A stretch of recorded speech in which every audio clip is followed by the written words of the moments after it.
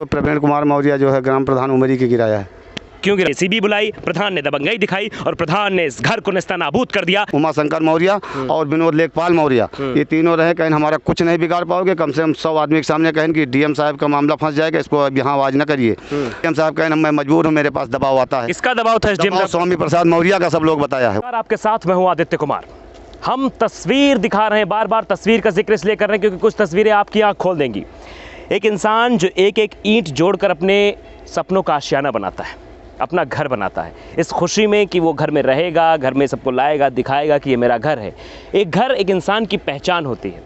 गांव में कहते हैं कि वो उनका घर है तो उनकी पहचान हो गई, लेकिन किसी के पहचान और किसी के वजूद को अगर मिटा दिया जाए तो किस दर्द से होकर गुजरेगा, ये आपको हम दिखा रहे हैं। उमरी ग्राम सभा में इस वक्त हैं। एक घर को प्रधान के दबंगई ने गिरा दिया।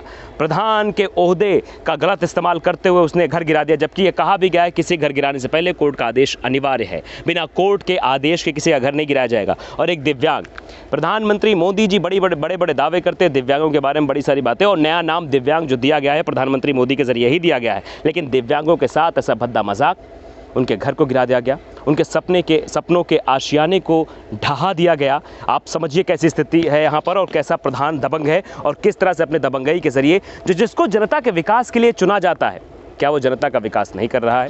ये बड़े सवाल हैं और हम सिर्फ परेशानी को बता रहे हैं और लोग खुद बयां करेंगे, अपनी ज़ुबानी बताएंगे अपनी परेशानी। क्या नाम आपका? हमारा नाम शिवलखन यादव। ये जो गिरा हुआ घर है ये किसका है? जी हमारा है, शिवलखन यादव हमारा नाम है। किसने गिराया? ये इसको प्रवीण कुमार मौर्य जो है ग्राम प्रधान उमरी की गिराया है।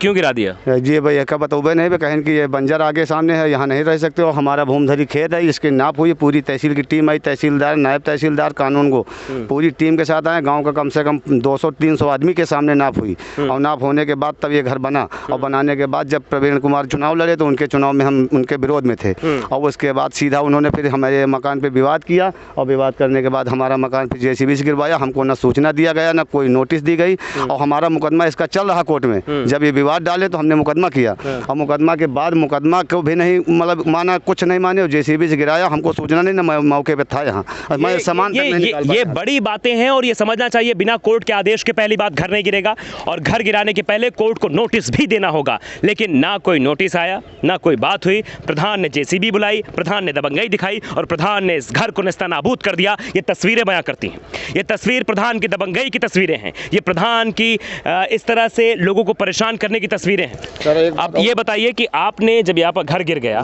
किसी घर गिरता बड़ा परेशान हो जाता है इंसान, आप भी परेशान, शिकायत नहीं की आपने? अरे साहब शिकायत इतना की ना कि थाने में भगा दी जा रहे हैं। फिर उसके बाद मंत्री जी जो मनोज कुमार पांडे के पास गए, विधायक जी के पास, उन्होंने हमारी बात विधानसभा में उठाया, दूसरी तहसील के लिए नाप करवाया, तो नाप के लिए आदेश हुआ सलवन तहसील से। सलवन तहसील से एक तहसीलदार आए नाप करने के लिए, नाप किया जब तिहद्दा से तो 20 मीटर पीछे निकल गया तिहद्दा से नाप में।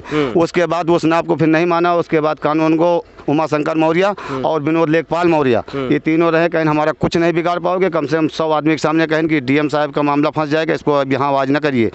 फिर उसके बाद डीएम साहब उससे रिपोर्ट मांग रहे थे वो तहसीलदार से, तो वो तहसीलदार साहब रिपोर्ट नहीं दिए। हम भी गए सलवन तहसील, तो कहे भाई मैं इतनी गलत रिपोर्ट नहीं दे पाऊंगा। उनका ट्रांसफ़र करके फिर दूसरा तहसीलदार को भेजा, और वो यहाँ आकर के खाली खड़े खड़े देख लिया, यहाँ न नाप कराया न कुछ नहीं, रिपोर्ट बना के भेज दिया।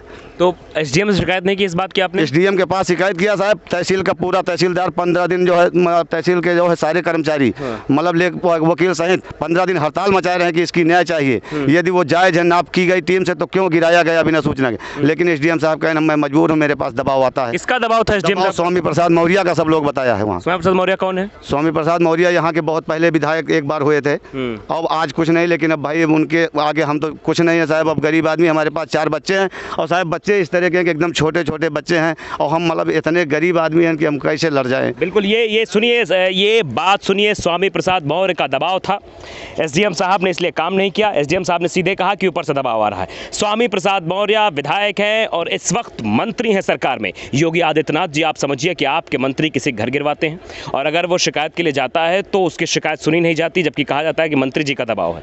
तो क्या मंत्री इसलिए बनाए जाते हैं? क्या आप उन लोगों को पार्टी में शामिल करके मंत्री का पद दे देते हैं जो लोग दूसरे लोगों घर गिराते हैं, जो किसी के सपनों का आशियाना नेस्तनाबूद कर देते हैं? ये बड़े सवाल है जो पूछेंगे। योगी आदित्यनाथ जी, अगर आपके मंत्री इस तरह से यहाँ करेंगे, लोगों को परेशान करेंगे, तो हम सवाल पूछेंगे और जवाब आपको देना होगा। और तस्वीरें साफ तौर पर ये बयां कर रही हैं। कैमरामैन सुमित से कहेंगे तस्वीरें दिखाएं, किस तरह से जो घर सपनों का आशियाना, ये पूरी तस्वीर सुमित दिखाइए कि किस तरह से ज़बरदस्ती ये घर बनवाया गया प्रधान के द्वारा। और इस घर को 10 आदमी बैठा के लठ लेके तो बनवाई नहीं कर, मतलब साहब 10 आदमी का जो बैठावत रहे कि यहाँ आवे तो उनका मार के जो भगा दी हो। देखिए तो साहब अब हम नहीं आ पाओ रहे, अकेले आदमी है साहब, हम मतलब माँ बाप के अकेले हैं और विकलांग है साहब, तो हम लड़ कैसे सकते हैं। दिव्यांग को परेशान किया गया।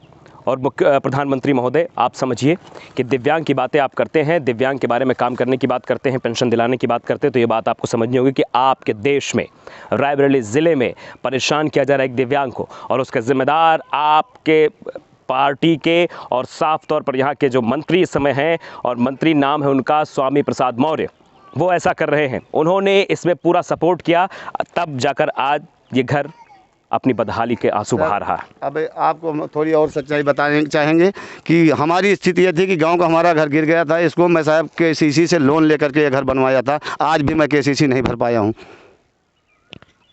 सोचिए पूरी तारीख कितनी साहब, वही मतलब लेखपाल साहब विनोद मौर्य, वहाँ जब लखनऊ में हमने अपील किया है कि हमारा घर गिरा किसके आदेश से, कैसे गिराया गया, जिसकी कैसे नाप हुई, हमारे बिना मतलब रहे नाप कैसे कर ली गई, तो उन्होंने कहा कि इसकी जनसूचना तुम नहीं पाओगे। अब आज तक जनसूचना हमको नहीं दिया। अब कहें तुम जो करना है करो जाके।